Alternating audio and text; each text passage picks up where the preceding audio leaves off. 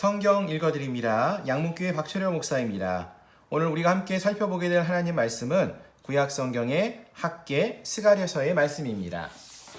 학개와 스가랴서는 구약 성경 가운데서도 가장 마지막 시대에 해당되는 하나님 말씀입니다. 특별히 바벨론 포로 기간 동안에 포로로 잡혀 있었던 이스라엘 백성들이 마침내 바벨론 땅에서 예루살렘으로 귀환을 한 이후에 그 이후에 바벨론에서 귀환한 백성들을 향하여 쓰여진 책들이 학개, 스가랴, 말라기인데요. 좀 더 이 세 권의 책을 우리가 좀 기억하기 쉽게 말하려고 하면은 이런 우스갯소리를 말할 수 있을 것 같습니다. 바벨론 땅에서 포로로 잡혀 있었던 이스라엘 백성들이 귀환을 하는데 그때 옆집에 사는 사람들이 너희들 내일 이제 바벨론 땅에서 예루살렘으로 돌아가니? 라고 물어보면서 근데 너희만 가는 게 아니라 개도 가고 말도 가니? 라고 이렇게 물어봤다라고 합니다. 그래서 학개, 스가랴, 말라기, 개, 말도 가냐라고 물어봤다. 이렇게 한번 생각해 보아도 구약 성경의 마지막 선지자들의 이름을 우리가 조금 더 오래 기억할 수 있지 않을까 생각해 봅니다. 자, 이와 같이 세 번에 걸쳐서 이스라엘 백성들이 귀환을 하는데요. 전에 살펴보았던 에스라와 느헤미야서에 있는 도표인데요. 총 세 번에 걸친 귀환을 이들이 하게 됩니다. 그때에 첫 번째 귀환을 할 때 보면은 스룹바벨과 함께 약 5만 명이 귀환을 해서 성전을 세우는 이야기가 에스라서 1장부터 6장까지 기록되어져 있습니다. 근데 이때 성전을 세우는데 큰 도움을 주었던 선지자가 바로 이 학개와 스가랴라는 것입니다. 좀 더 구체적으로 에스라서 5장에 보시면은 선지자들 곧 선지자 학개와 이도의 손자 스가랴가 유다 사람들에게 예언하였다라고 이렇게 에스라서에서 분명히 말해주고 있지요. 그리고 에스라 6장 14절 이하에서도 보시면은 이스라엘 하나님의 명령과 바사 고레스와 다리오와 아닥사스의 조서를 따라 성전을 건축하며 일을 끝내되 다리오 왕 제6년 아달월 3일에 성전 일을 끝내니라 이렇게 말하면서 이 당시에 학개와 스가랴가 활동을 했었다는 것을 확인해 볼 수 있습니다. 또 이들이 활동했던 시기를 보시면은 학개는 다리오 왕 제2년 여섯째 달 곧 그 달 초하루에 여호와의 말씀이 선지자 학개로 말미암아 스알디엘의 아들 유다 총독 스룹바벨과 여호사닥의 아들 대제사장 여호수아에게 임하니라 라고 했습니다. 다리오 왕 제2년 여섯째 달 그 초하루에 학개에게 하나님 말씀이 처음 임하기 시작합니다. 그리고 그로부터 약 4개월간 하나님 말씀이 계속 주어지고 있는데요. 거기에 반해서 스가랴서는 다리오 왕 제2년 같은 다리오 왕 제2년 8째 달에 여호와의 말씀이 이도의 손자 베레가의 아들 선지자 스가랴에게 임하였다라고 했습니다. 즉 거의 같은 동일한 시대에 활동을 했었던 것이죠. 다만 스가랴가 학개보다 약 2달 늦게 사역을 시작했던 것을 알 수가 있습니다. 자, 학개에 대해서 좀 더 살펴보면은 학개는 약 15년간이나 중단되었던 성전 재건을 완공하도록 도전을 합니다. 1차 귀환을 하였던 약 5만여 명 스룹바벨과 함께 귀환한 이스라엘 백성들이 귀환을 하고 성전을 재건하기 위해서 바로 노력을 했는데 그로부터 약 15년간 그 일이 중단되어졌습니다.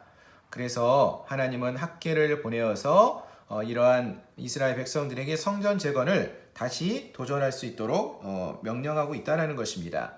특별히 하나님 축복을 기대하고 있던 귀환한 백성들에게 우선순위를 바로잡고 성전을 완공해야 한다라는 것을 말해줍니다. 학개서 1장 4절로 5절을 보시면은 이 성전이 황폐하였거늘 너희가 이때에 판벽한 집에 거주하는 것이 옳으냐? 하나님의 성전은 약 15년간 아직까지도 완공되지 못하고 머물러 있는데 황폐해 있는데 너희는 이때에 판벽한 집에 잘 세워진 집에 거주하는 것이 옳으냐? 먼저 하나님의 성전을 짓는 일을 재건하는 일을 먼저 하고 우선순위를 바로잡고 성전을 완공해야 한다. 이것을 학개 선지자가 전하고 있다라는 것입니다. 그리고 학개가 이렇게 말씀을 전한 지 한 달이 채 못 되어서 백성들이 성전 공사를 재개하게 되었다라는 내용이 나옵니다.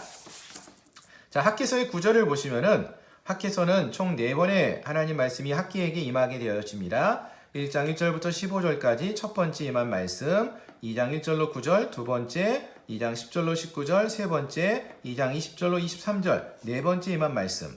처음에 임한 말씀은 성전을 건축하라. 그러면 그 성전에, 새 성전에 하나님의 영광이 임할 것이다 라고 말씀하시죠. 그리고 순종으로 사라질 흉년, 우선순위를 하나님께 두지 않았을 때에 이스라엘 백성들에게 많은 흉년이 있었는데 새 성전을 지을 때 그들에게 순종으로 흉년은 사라질 것이다 말씀하십니다. 그리고 마지막으로 열국에 대한 심판과 스룹바벨을 세우시겠다라는 그러한 말씀이 마지막 말씀으로 주어집니다.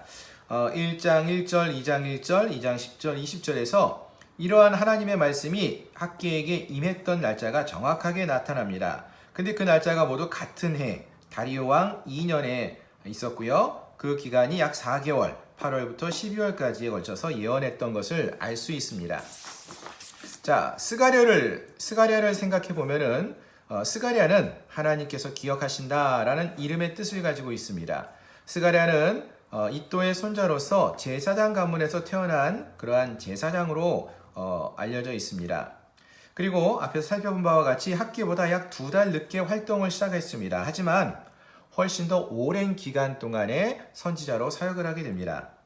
그는 포로기 이전의 조상들이 옛적 선지자들, 하나님 말씀을 전했던 자들의 경고를 무시했고 그래서 멸망당했다라고 했습니다. 그리고 포로로 잡혀갔다라는 것을 상기시켜주면서 이제 포로에서 귀환한 너희들은 그들을 본받지 말고 여호와께 돌아와야 한다. 하나님 말씀에 따라 순종해야 한다라는 것을 강조해서 말해 주었습니다.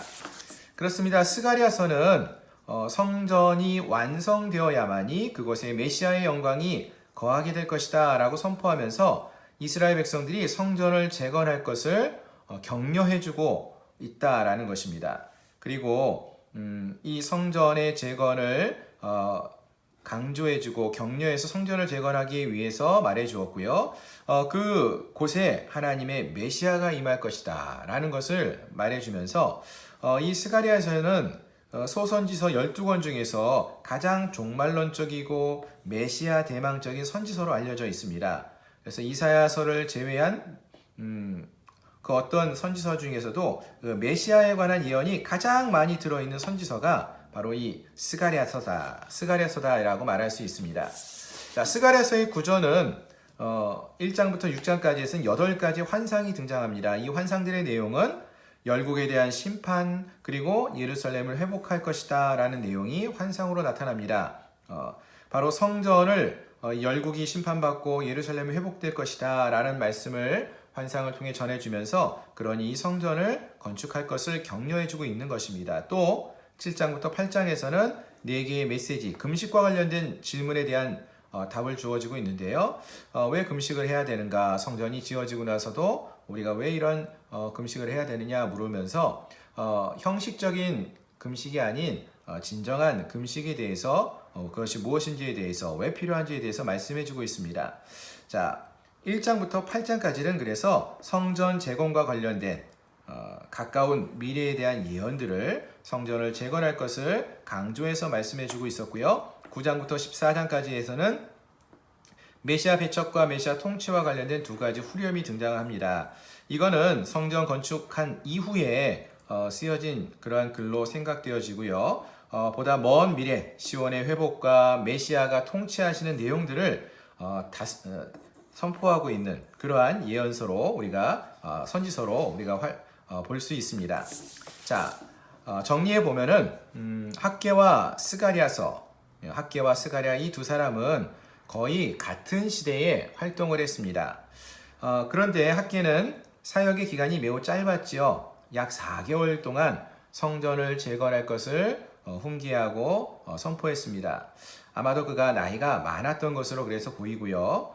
그는 성전을 짓는 일에 우선순위를 두지 않아서 어려움을 겪는다라는 것을 말하면서 먼저 하나님께 그 마음을 다하고 뜻을 다해서 하나님의 성전을 짓는 것에 우선순위를 두어라. 예배하는 일에 우선순위를 두어라. 이렇게 격려하면서 훈계하면서 말씀을 해 주었습니다. 거기에 비해서 스가랴는 사역의 기간이 길어요.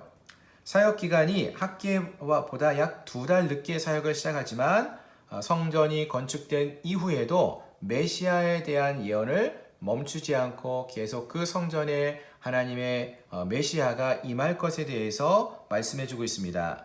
그것은 스가랴가 아직 젊었었기 때문에 사역의 기간이 길었다라고 볼 수 있고요.